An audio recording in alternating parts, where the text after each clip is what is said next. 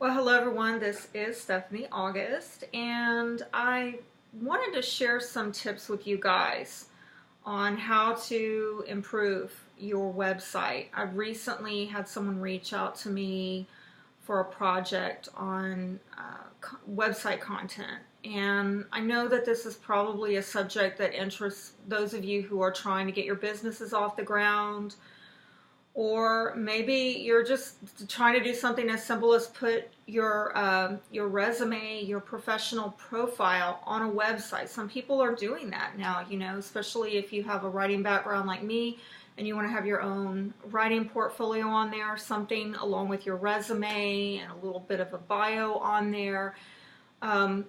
Websites are being created by a lot of people. They're super easy now too, because you don't really need to know HTML, CSS. You don't need to code to do it anymore, with websites like Weebly or who's the other one? Wix. That's who I'm thinking of. Okay. Yeah. If you're not a brainiac like that, and I'm not entirely a brainiac. I could do it. I've taken those classes, but even after taking that class on coding and acing it, building a website with pure code, which yes, I've done before, believe it or not, I still prefer just to go throw it together quickly at Wix or Weebly, and the professional desktop publishing design people have already set up templates over there, and so it just makes it so super easy. Even though I've taken HTML classes, I've taken 2 desktop publishing classes, aced them, I still prefer to go to these websites like Weebly or Wix and use their templates and just throw it together really quick. You can put something together fast. But I'm going to give you some tips in this video about the do's and don'ts of web writing. And if you want to know where I'm getting my information from, it's this book right here. Okay? So it's Letting Go of the Words. And the lady who wrote this, she is like the who's who of this subject. When any big corporation or government organization wants to revamp their website, improve usability for visitors, this is the lady they go to. And it's kind of, a thick book. If you want to get it, I highly recommend it. But what I'm going to share with you in this video is based on what you would read in this book. And obviously, if you want to get more detailed, get the book. But in a nutshell, I'm going to give you 5 steps to sprucing up your website. Basically, how to give your website a makeover. And I wrote about this on my blog several years ago. So if you want to refer back to that, I will have a link for it below. And let's start with tip number 1. Remove any visual and textual content that doesn't serve your audience and purpose. Okay? Because the thing is, with web writing, it's not novel writing. Okay? Whatever your English teachers taught you, just throw it out the window, because that doesn't apply here. People come into your website, have a totally different mindset. They're not trying to read something long-winded. Doesn't matter if you're Shakespeare, they're just not going to listen to it. And if you get too long-winded, they're going to tune out, they're going to leave the site, and they're going to go elsewhere. So you want to be concise, you want to be to the point, and you want to make sure that everything that you have on that website, the colors, the images, the text, that it all serves the audience and the purpose for which it was intended. Anything redundant or unnecessary needs to be removed. So, for example, let me say, your images obviously need to be high quality. Anything with a grainy pixelation, get rid of it. Get rid of it. It's not going to look professional.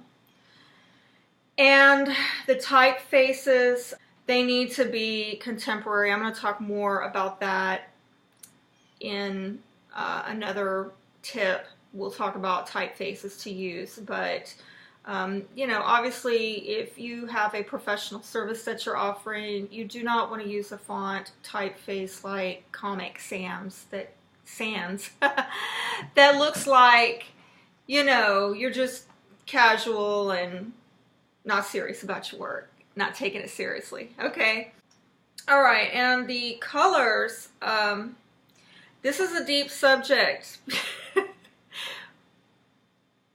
For people who are artsy, you know, colors have meaning. There's a psychology to them. And so it's good to know your colors, but this, if you're not comfortable with color theory, what colors work well together, which don't, what they're conveying about your services or your product, then again, it's good to, number one, get a template.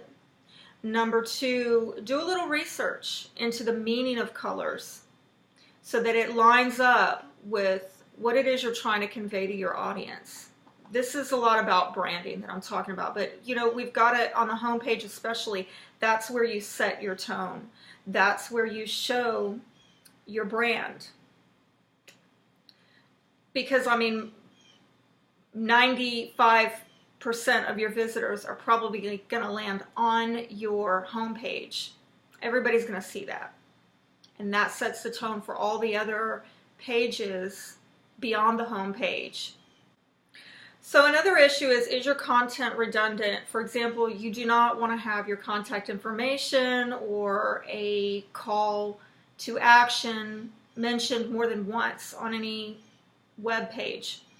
So I would recommend at the footer of every page, have your contact information. And then of course you have a tab that says contact, so they can click on there, get more expanded information if they want to send you a private message, that kind of thing.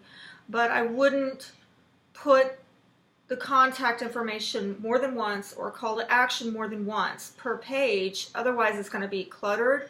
It could come across as desperate and pushy. So you've got to remove excessive wording because it can be visually overwhelming, and studies have shown that when viewers see this kind of thing, and we've all seen it, I mean, I've seen it with the ads. I've seen some of these websites are just cluttered with ads, and I'm going there to maybe look at an article that somebody wrote, and I'm bombarded with all these ads, and I just back out. And that's what happens. That's what happens with a lot of viewers. So less is more. Okay, so here's the other thing. You need to look at updating your website at least once every 2 years, because for one thing, you want to not seem as though you're outdated with what's going on in your industry. And also look at how much of your website is static versus dynamic, okay? Static is content that is not interactive, all right? Dynamic would be interactive content, like, do you have videos on there? Do you have blogs on there? Do you have links to social media where you are engaging with your audience and you're trying to connect with them further? Because here's the thing about websites. Websites are not just supposed to be some billboard advertisement for your company or your product, services, even if it's just you that's the product as a prospective employee, okay? The purpose of a website is to be a central hub for all of this connecting online data. It is to connect visitors with where you're at on social media, your blog posts, so on and so forth. Okay, so my second tip is to write and format so that readers can grab information and go. So when you do write for your website, what you need to do is use a friendly conversational tone, as if you're talking to a layperson. Even if this is, say, for professional purposes, Okay, let's take, for example, me, all right? If I'm writing to an audience of professional writers and editors, they're likely going to understand if I'm using abbreviations, jargon, and acronyms specific to our industry. But it's possible that they won't. And so in that case, you need to spell everything out. Try to avoid use of acronyms, abbreviations, jargons, and if you must, then you need to kind of like spell it out or explain it. For example, let's say that I am making reference to the International Association of Professional Writers and Editors. I'm not going to put down IAPWE. I will first write out International Association of Professional Writers and Editors, and then in parentheses, I will put that abbreviation. And then from that point forward, I can use the abbreviation. I've already explained what it means prior. Now, if I'm never going to say that again, just spell it out once, let it go. But don't use try to avoid using abbreviations, acronyms, jargon. And if you must, then explain it the first time. And then you can use it from that point forward. Don't repeat yourself. It's a balance of being concise but thorough. That's the writing style. Also, use formatting to add interest and improve readability of the document, because a lot of people that come onto websites, they just want to scan. They're not going to read it word for word. I don't care how good of a writer you are. They're there to grab it and go. So if you must get into something very thorough, long-winded, then what you need to do is make use of formatting like italics, bold, use bullets, all right? Now, there is one exception. Don't use underlining, because in an online situation that can easily be mistaken for hyperlink. And when they go to click on it and it doesn't take them to a link, they're thinking, is the link broken or what's going on? So just use formatting to improve scannability of the document.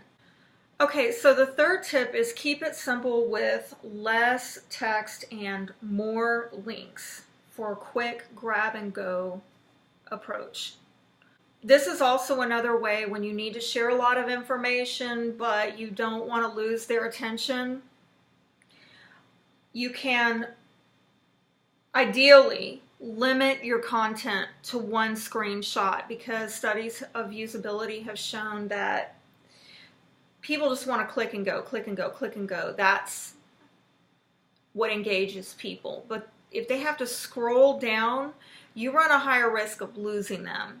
They'll lose interest, they'll leave the site, they'll check out. Gone. Won't come back. So in order to play into that, grabbing the desire to click and go, what you need to do is keep it to one screenshot if possible, format for scannability, easier readability if possible, and create hyperlinks to make for content-rich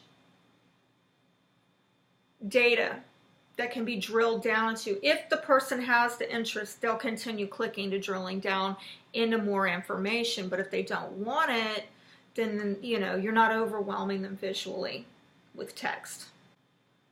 Okay, the fourth tip is to add interest with varying but well-placed fonts and font sizing. And this can be a little bit boring, so if you want to read further the details as to how to do that, I've got it in my blog, linked down below. But I will say, very quickly in a nutshell, there needs to be variation in the sizing, and the more weight you want to give to something, the higher font you're going to give it. Okay, so obviously, font size for headings is going to be bigger than subheadings. Font size for subheadings is going to be bigger than body text, right? But then you get into what font sizes are good to use, and what's been found is that for, you know, online reading, the best is sans serif fonts like Arial or Helvetica. Those are fonts without embellishment, okay? A font with embellishment, like a serif font, would be Times Roman, for example. So you could do your headings with a font like Times Roman, a serif font, but you should probably do your body text with sans serif fonts like Arial and Helvetica. Use of decorative fonts needs to be done sparingly. It gets very tricky if you're not careful. It can look amateurish, and the lines for which people draw to determine whether or not they think it's amateurish is very subjective. So, I mean, yeah, use them with caution, and I would say only for like logos or maybe the header of a newsletter, something like that. Okay, and finally, tip 5, organize for optimal visitor navigation. Again, less is more.